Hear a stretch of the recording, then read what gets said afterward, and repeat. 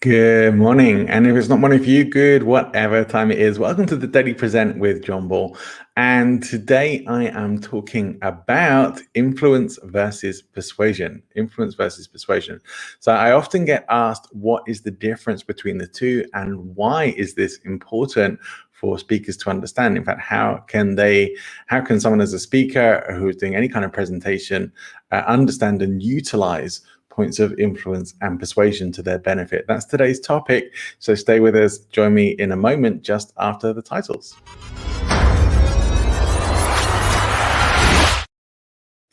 If you're not already following the channel on YouTube, then please do go and subscribe. You can find Present Influence on YouTube. Click like, give us a subscribe, and click that bell notification. Make sure that you get notified of all upcoming videos, especially things that are going live, such as my chat with Majid Mogaraban yesterday, which was incredible. A live chat, a few people tuned in for that live, and certainly lots of people tuning in for it just after it aired. It was an amazing conversation, live show for the Speaking of Influence podcast, and blew me away. And I know the feedback that's coming back from that show has been absolutely incredible. So do join us live if you can. You will get the opportunity to ask questions, not just to my guests, but also to me as well, if you would like to. Today, then, I'm talking about influence and persuasion. And so my business is called Present Influence, and that is what I'm all about, presentation influence. And it comes into so many different elements. And the reason why I named my business and what I do Present Influence is because it's about presentations. It's also about giving the gift of knowledge and information. And it's really about being present, being very in the moment and in good energy. So there was multiple meanings to this, but also having influence. Also, really, I couldn't find a better word that was like influence and persuasion. Is there a word? I'd love to know it. If you know what it is, maybe I need to do a bit of research on that. But certainly what's in common usage, influence, present influence and persuasion was a bit too long of a name for the business. But because of this, I do often get asked, what's the difference between influence and persuasion? And I do often talk about the two. And although this isn't perhaps a strict definition of pulling them apart to say the difference between them, one easy way or helpful way to remember this is that influence is much more about something that you actually have, whereas persuasion is something that you actively do. Now, with that said, you can, of course, bring influence to bear on others, but you already have that influence to bear. Like you already have an authority, a position, something that you can utilize to gain influence. So you are in a position, you have something already that you can leverage. Persuasion is much more of you need to convince the other party.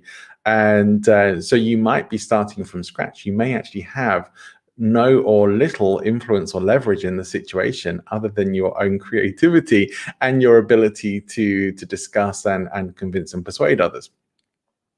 Now, in Robert Cialdini's book, Influence, the Psychology of Persuasion, Cialdini lists 6 key elements of influence, and they are reciprocity, where you give somebody something, they feel like a debt to give something back to you. And you can see it in something as simple as smiling at somebody. If somebody smiles at you, unless you're in a really foul mood or unless you're really quite discontented, then you feel obliged to smile back, even if you don't know the person. That would be a very simple day-to-day example of reciprocity. Someone says hello to you in the street, you generally feel obliged to say hello back, whether you know them or not. So these things that we do in terms of giving somebody something. And scarcity as well. Scarcity is one of the weapons of influence, as Cialdini calls them, which is that things that are hard to get hold of, or at least appear to be hard to get hold of, are more desirable. They become more desirable as a result. Diamonds would be a really good example of this, and that we know that diamonds seem scarce, and because of that, they are more expensive. But we also have this awareness of, okay, well, that has been created, that scarcity has been created to make diamonds more expensive and get people spending more money on them. And there's a whole load of other stuff in the diamond industry as well. But that's just one example of a scarcity that has been created. So you have not an illusion of scarcity, that is the reality. It's been engineered to be that way.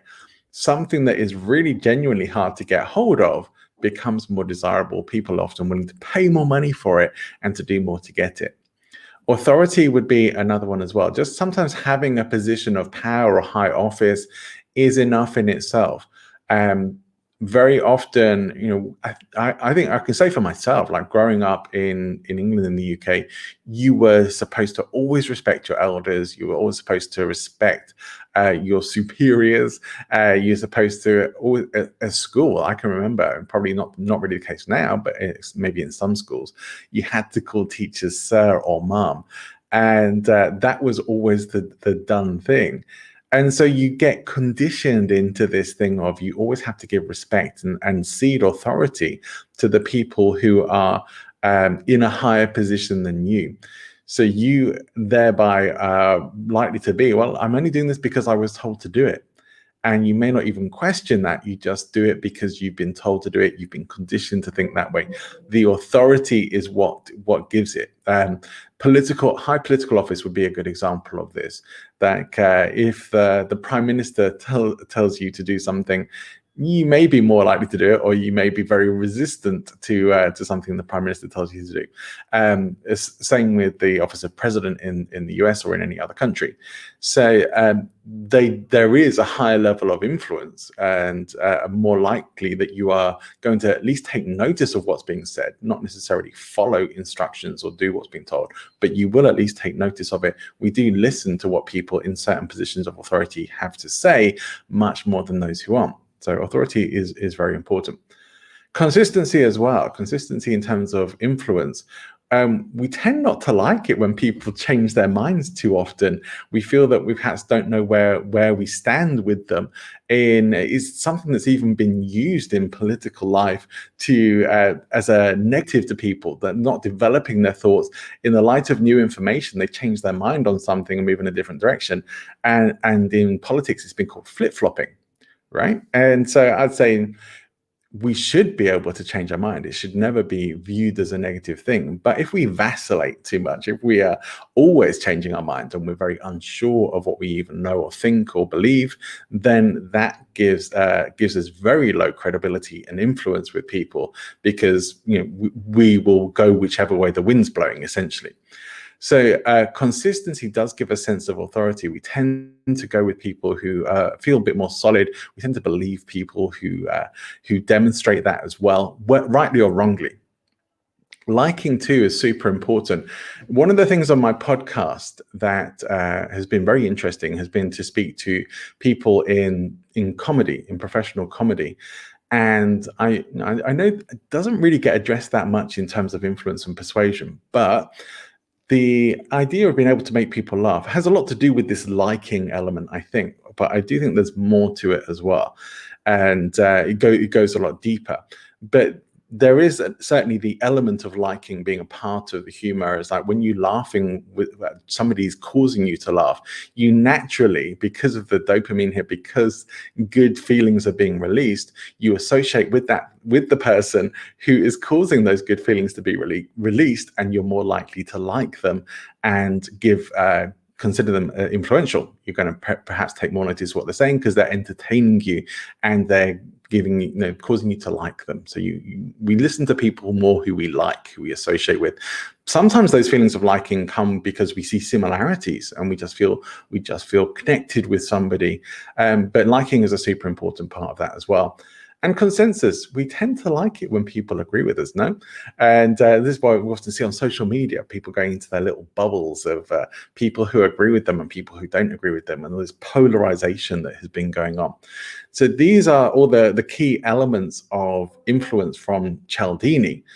With persuasion, we're going to be thinking more about, there's something you actively do. So you're going to be thinking about rational argument. You're going to be thinking about appeals to emotion, convincing somebody of a beneficial outcome, creating anger or enemy or fear in somebody, using flattery and appeal to somebody's ego, FOMO, fear of missing out, creating a love or empathy or relationship between someone and something.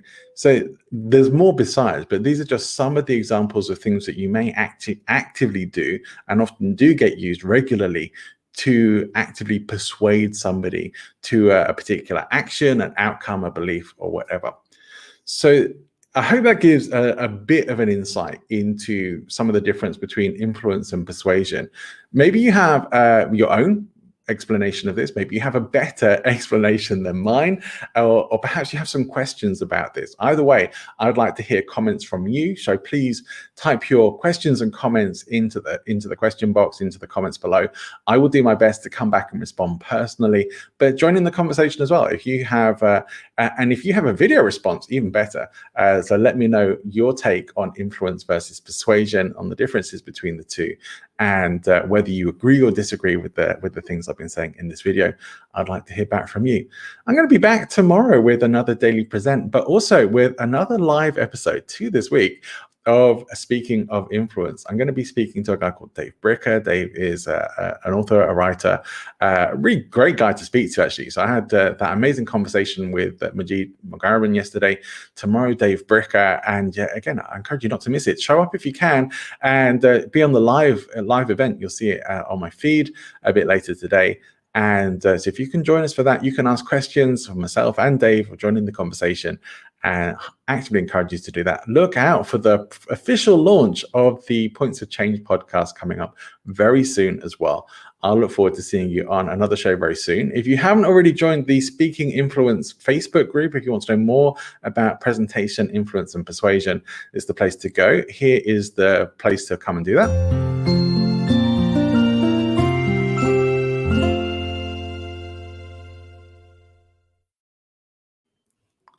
And I will see you again tomorrow for another episode of the Daily Present. Let's turn off my banner there. We'll see you again tomorrow. Have a great rest of your day.